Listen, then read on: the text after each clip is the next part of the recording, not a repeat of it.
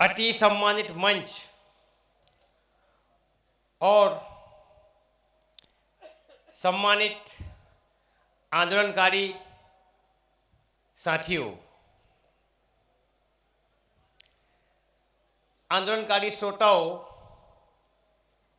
इसलिए कि आप लोग एक विशेष मिशन के तहत यहाँ पर उपस्थित हैं और समाज में उलगुलान करने के लिए आप कृतनिश्चयी हैं और इसके हिस्सा बनकर यहाँ पर शामिल हैं।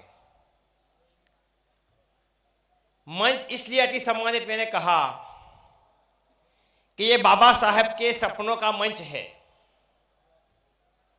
यहाँ पर SC, ST, OBC and minority के लोग मंच पर उपस्थित हैं और हम जिस मूल निवासी एकता को साकार करना चाहते हैं उसको हमने सबसे पहले मंच के ऊपर साकार होते देख रहे हैं। यहाँ पर एससी के वक्ता हैं, एसटी के वक्ता हैं, ओबीसी के वक्ता हैं और माइनॉरिटीज के वक्ता हैं।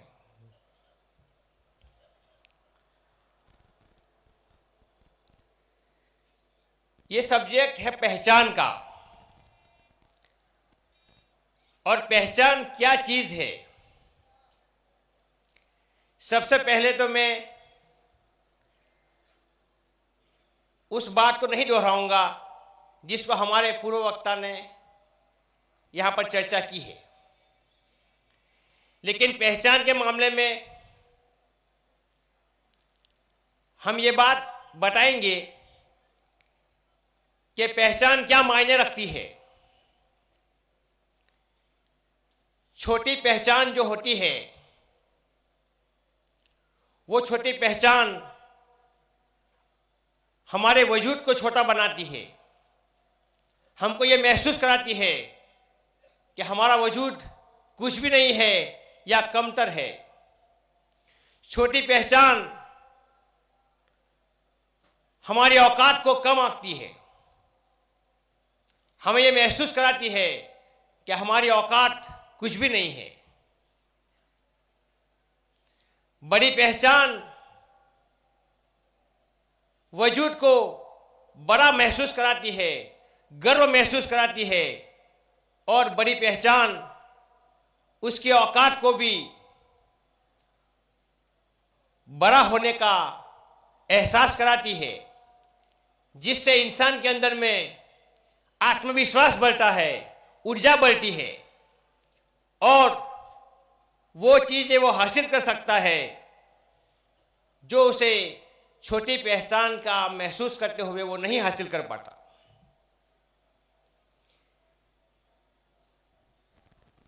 जो जाति की पहचान है वो हमारी छोटी पहचान है और जो मूल निवासी पहचान है वो बहुत बड़ी पहचान है। मूल निवासी पहचान हमारी एक ऐतिहासिक पहचान है। मूल निवासी पहचान हमें अतीत के गौरव से जोड़ती है और हमें उस गौरव को फिर से हासिल करने के लिए प्रेरित करती है। मूल निवासी पहचान एक सामाजिक पहचान है।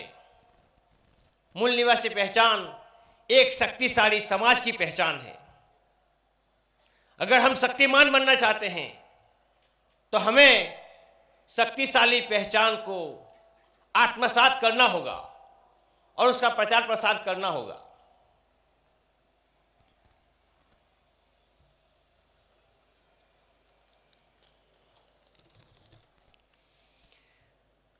मूल निवासी एक शब्द है, लेकिन यह शब्द में बहुत बड़ी ताकत है। एक दोहा है, शब्द शब्द सभी कहन, शब्द के हाथ न पांव। एक शब्द औषधि करे, एक शब्द करे घाव। जाति का जो शब्द है वो गांव करता है और मूल निवासी शब्द औषधि का काम करता है। हमें बर्बाद करने में हमारे शत्रुओं ने शब्दों को हथियार के तौर पर इस्तेमाल किया है और उसका नतीजा, उनका फायदा हमारे नुकसान में हुआ है।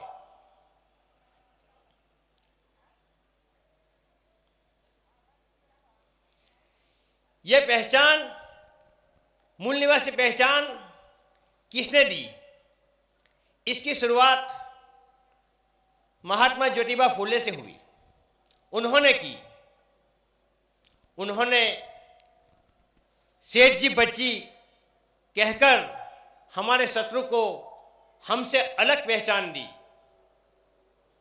और हमें इस देश के गौरवशाली मूल निवासियों की पहचान दी।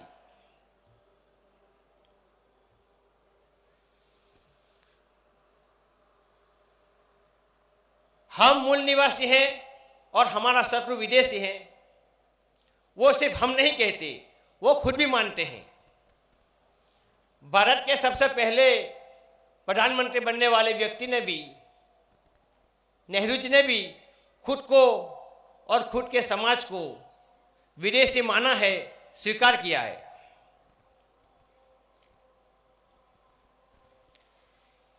वैज्ञानिक तथ्यों के आधार पर भी ये बात बार बार साबित हुई है। अमेरिकन ओटावा यूनिवर्सिटी के जो डीएनए संशोधन कार्यक्रम हुआ, उसमें भी ये साबित हुआ कि भारत के जो ब्राह्मण, क्षत्रिय और राजपूत हैं, उनका डीएनए भारत के बाकी लोगों से मेल नहीं खाता है।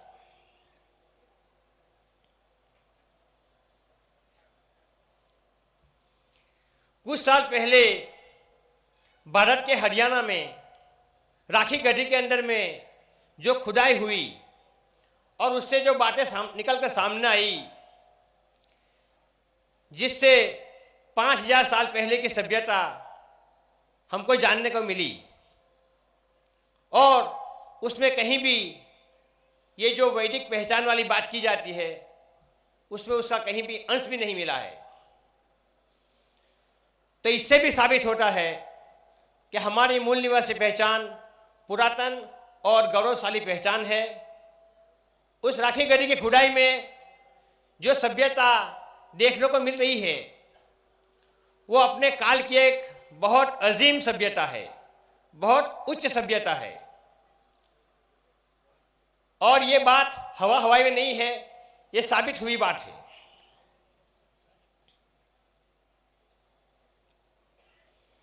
हमारे वक्ताओं ने कहा कि मूल निवासी शब्द सिर्फ एक शब्द नहीं है, वो एक मिसाइल का काम करता है।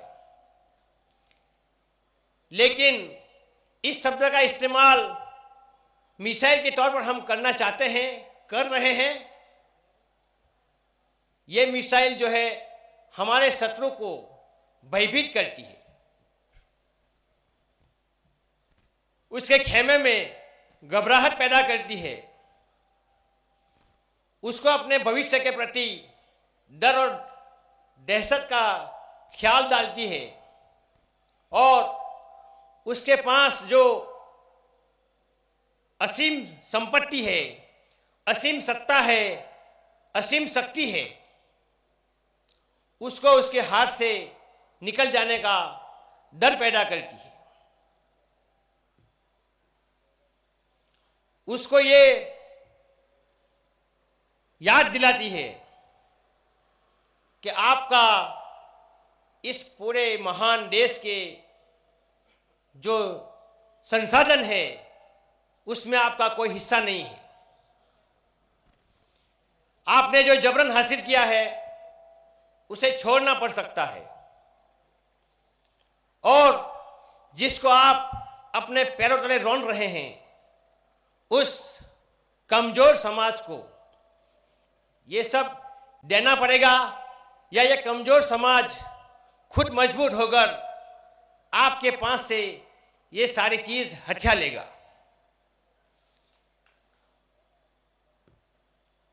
यह है मूल निवासी शब्द की ताकत।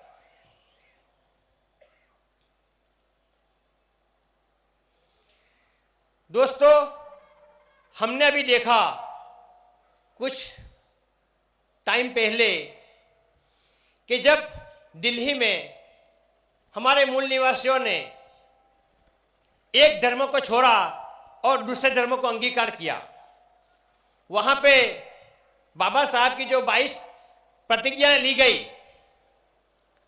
तो उस प्रतिज्ञाओं से शत्रु ने कोहराम खड़ा कर दिया। पूरे देश में एक बवाल मच गया।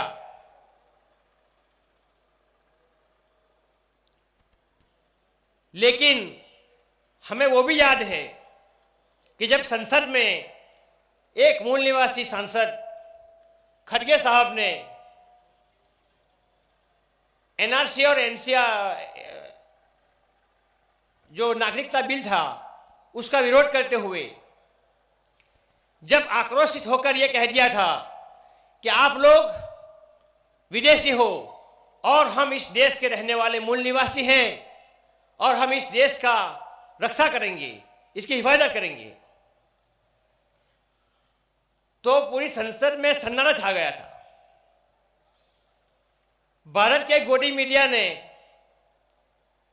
इस पर कोई चर्चा नहीं की। दोनों घटनाएं दिल्ली में हुई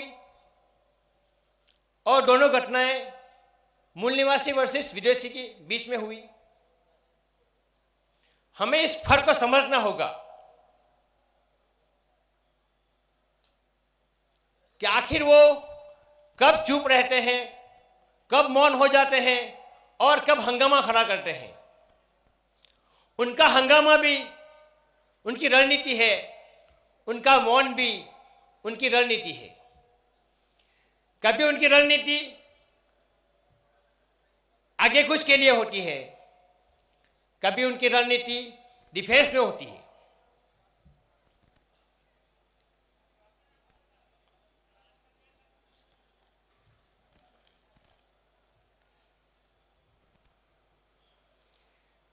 जब हम मूल निवासी शब्द का इस्तेमाल करते हैं तो मूल निवासी शब्द सुनने वाले उसके दिल में स्वयं स्फुरित एक सवाल पैदा होता है कि जैसे मूल निवासी शब्द सुना, उसके मन में सवाल पैदा हुआ कि भारत में कोई विदेशी भी है। जैसे हम रात की बात करते हैं तो सामने वाले के मन में दिन कैसा होता है उसकी कल्पना होती है। जैसे हम दोस्त की बात करते हैं तो दुश्मन कैसा होता है उसकी कल्पना आ जाती है, उसका ख्याल आ जाता है। वैसे ही जब मूल निवासी की बात होती है तब विदेशी कौन है उस पर ध्यान जाता है। तो जो खुद विदेशी है उसके मन पर क्या बीतती होगी। तो हम मूल निवासी शब्द का इस्तेमाल करते हुए किसी को विदेशी न कहते हुए भी वो विदेशी है ये हम कह देते हैं, उसका प्रचार प्रसार हो जाता है। तो आखिर हम क्यों ना मूल निवासी शब्द का इस्तेमाल करें। इसको रोजाना करना चाहिए और बार बार करना चाहिए। समाज जीवन में इस शब्द को हमें इतना प्रचलित कर देना चाहिए कि जो लोग गुनहगार हैं वो खुद ब खुद अलग हो जाए, वो शर्मिंदा हो जाए और उनके अंदर डर और दहशत का माहौल बना रहे और वो हमारा सामना करने में पीछेहट करे। तो ये शब्द का हथियार अगर हम इसको ठीक से इस्तेमाल करेंगे, सोच समझ के इस्तेमाल करेंगे, तो ये एक बहुत बड़ा असरदार हथियार साबित होने वाला है। बाबा रामदेव ने जब एक मर्तबा सरा जाहिर कह दिया था कि मूल निवासी वैचारिक आतंकवादी है और मनुवादी मीडिया ने गलती से इसको एक दिन तक चला दिया। हमारे लोग खुश हुए कि चलो हमारी बात पॉजिटिव वे में ना सही नेगेटिव वे में चलेगी। अब इस पर डिबेट होगी, अब इसमें सारे मनोवादी कथित बुद्धिजीवी आएंगे और इस शब्द के ऊपर डिबेट करेंगे। नेगेटिव ही सही, वैचारिक आतंकवाद शब्द नेगेटिव है, नेगेटिव ही सही, लेकिन उस पर चर्चा तो होगी, तो हमें इस चर्चा के जरिए जागृति का अवसर मिलेगा। लेकिन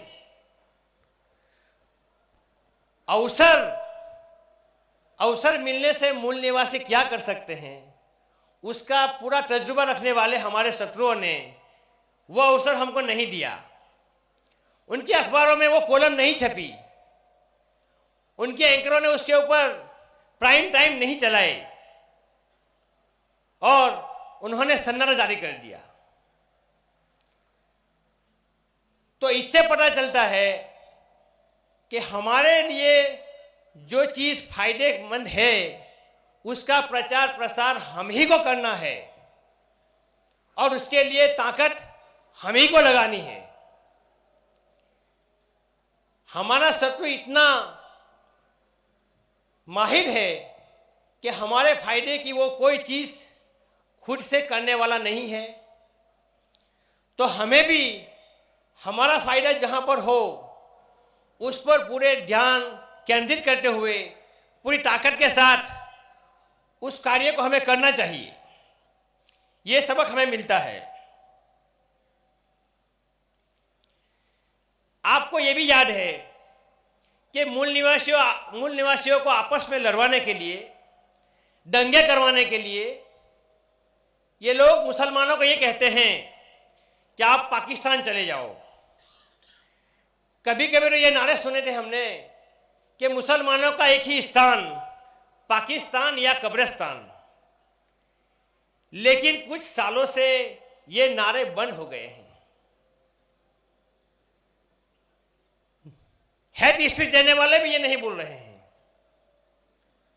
आखिर क्या हुआ, उनके सिलेबस से ये चीजें क्यों हटा दी गई है? तो इसकी वजह ये मूल निवासी शब्द है, ये मूल निवासी हथियार है। जब हम किसी हथियार का सही इस्तेमाल करते हैं तो उसका नतीजा भी सही निकलता है, हमारे फायदे में निकलता है। यह शब्द हमारे शत्रु के लिए फांसी का फंदा है।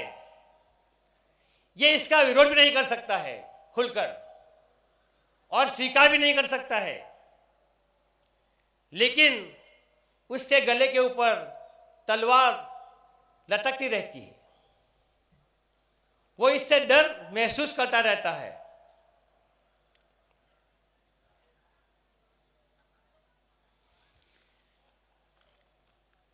यूनो ने दुनिया के मूल निवासियों को, दुनिया के हर देश के मूल निवासियों को उसके हुकूक, उसके अधिकार, उसके राइट्स के प्रति डिबेट करवाने के लिए, अवेयरनेस करवाने के लिए साल में एक दिन 9 अगस्त को विश्व मूल निवासी दिन डिक्लेयर किया। लेकिन हमारे भारत में, भारत की सरकारें, भारत की राज्य सरकारें इस दिन कहती हैं कि ये विश्व आदिवासी दिवस है, यानी यहां भी छल कपट कर रहे हैं। तो यहां भी उनका मूल निवासी शब्द के प्रति उनका जो डर है वो जाहिर होता है। यानी हम इस शब्द को बहुत हल्का लेते हैं हमारे लोग। कुछ लोग तो ये समझते हैं कि सिर्फ ब्राह्मण को गाली देने के लिए है, लेकिन ऐसा नहीं है। इस शब्द के अंदर भरपूर ताकत है। उन लोगों ने इस शब्द का इस्तेमाल भारत में विश्व आदिवासी दिवस के तौर पर करना शुरू किया है।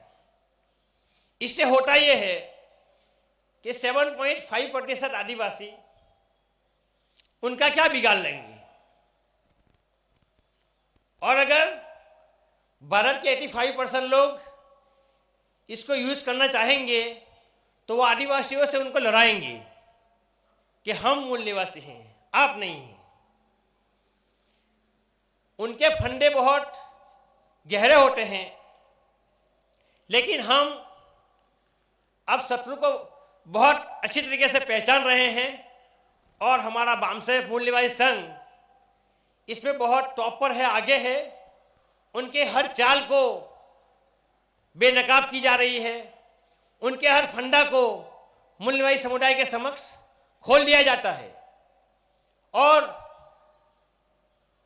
इस आंदोलन ने एक ऐसा नजरिया, एक ऐसा दृष्टिकोण खड़ा किया है जिससे हमारे आंदोलनकारी लोग सोचते हैं और जल्दी से वो नतीजे पे पहुंच जाते हैं कि हमारा शत्रु अपनी योजना से हमें कहां पर भ्रमित करना चाहता है और हमें कहां नुकसान करना चाहता है।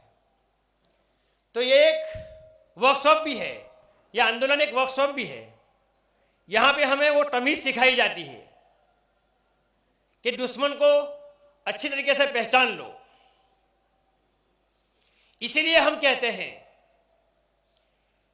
कि देश में चलना चाहिए दो शब्द और दो वाद। हालांकि दोनों एक ही चीज है, लेकिन उसे हम ऐसा देखते हैं कि एक है मूल निवासीवाद और एक है संविधानवाद। ये एक ही सिक्के के दो पहलू हैं। हम मूल निवासीवाद और संविधानवाद, मूल निवासीवाद ही संविधानवाद का परिचायक है। मूल निवासीवाद ही मानवतावाद का परिचायक है। मूल निवासीवाद ही विज्ञानवाद का परिचायक है और मूल निवासीवाद ही इंसाफ, आजादी, भाईचारा और मसावाद यानी समानता का परिचायक है। हम जो हासिल करना चाहते हैं वो इस मूल निवासी शब्द से हम हासिल कर पाएंगे, ऐसा हमारा दृढ़ विश्वास है।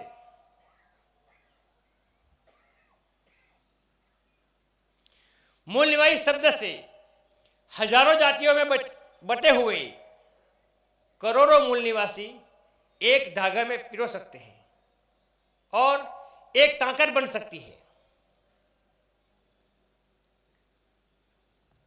हमारे यहां लोकतंत्र है और लोकतंत्र में जिसकी मेजोरिटी होती है उसकी सत्ता बनती है। यह सीधी सादी बात है, लेकिन हमारी सत्ता नहीं है, हम मेजोरिटी में है उसके बावजूद। तो हमारे शत्रु ने जो अल्पसंख्यक है लेकिन उसने बहुसंख्यक होने का जो छल किया है और उस छल को उसने ध्रुवीकरण के माध्यम से सत्ता हासिल करने का एक बहुत बड़ा हथियार बना लिया है। वो मुसलमानों के खिलाफ हिंदुओं का ध्रुवीकरण करना चाहता है, करता है और सत्ता पर काबिज हो जाता है। हम मूल निवासीवाद के तहत विदेशियों के विरुद्ध मूल निवासियों का ध्रुवीकरण चाहते हैं। उनकी ध्रुवीकरण की जो राजनीति है, रणनीति है, उसका काउंटर इलाज मूल निवासीवाद ही से संभव है। अगर हम उनके ध्रुवीकरण के खिलाफ हमारा ध्रुवीकरण करने में कामयाब हो जाते हैं तो हम वो सब कुछ हासिल कर सकते हैं जिसके लिए हम अलग अलग आंदोलन करते हैं। अलग अलग चीज़ों के लिए हमें अलग अलग आंदोलन करने पड़ते हैं, लेकिन अगर जब आपके पास सत्ता आ जाती है तो बहुत सी समस्याएं ऑटोमेटिक हल हो जाती है और बहुत सारी चीज़ें आप हासिल कर पाते हैं। हम हासिल करना चाहते हैं, संविधान में शामिल है हमारे राइट्स, वो चाहते हैं। उसको हासिल करने के लिए हमें देश की सत्ता पर काबिज होना पड़ेगा। उस सत्ता पर काबिज होने के लिए भी हमें मेजोरिटी में आने के लिए भी ध्रुवीकरण की जरूरत पड़ेगी और वो ध्रुवीकरण मूल निवासीवाद से बेहतर ध्रुवीकरण हमारे पास कोई भी नहीं है। मूल निवासीवाद ही हमें वो सारी चीजें प्राप्त करा सकता है जिसके हम मुतमन्नी हैं, इच्छुक हैं।